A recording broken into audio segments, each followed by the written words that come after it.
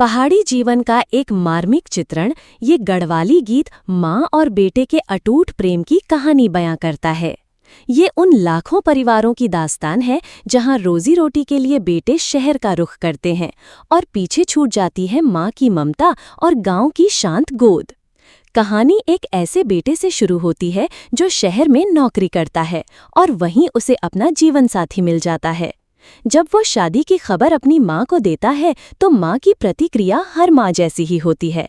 जिसमें तेरी खुशी है उसी में हमारी खुशी है। वो उत्सुकता से बहू को देखने का इंतजार करती है। शहर में अपने किराए के मकान में बेटे को माँ की बहुत याद आती है। एक शाम जब उसकी पत्नी अपने फोन में व्यस्त होती है तो उसे बचपन के पल याद आते हैं जो उसने अपनी माँ के साथ बिताए थे। वो अकेले में अपने आंसू पोंछता है और मन ही मन कहता है, माँ, मैंने अब अपनी आंखों के आंसू छिपाना सीख लिया है। वो तरसता है माँ की लोरी वाली नींद के लिए जो उसे आज किसी भी महंगे बिस्तर पर नहीं मिलती।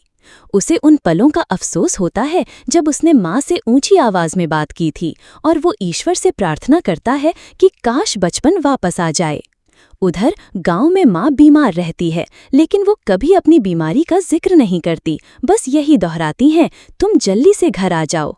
एक दिन जब उसकी हालत बिगड़ जाती है तो पिता बेटे को फोन कर बताते हैं। बेटा और बहू तुरंत गांव के लिए रवाना होते हैं।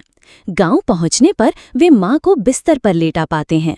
अपने बेटे और बहू को देखकर उसकी आंखों में खुशी के आंसू आ जाते हैं।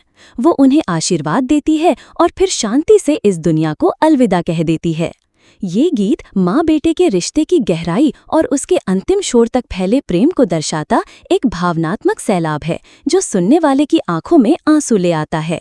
यदि आप इस गीत के बोल और उसका हिंदी अर्थ पढ़ना चाहते हैं तो आप गढ़वाली.com पर विजिट कर सकते हैं।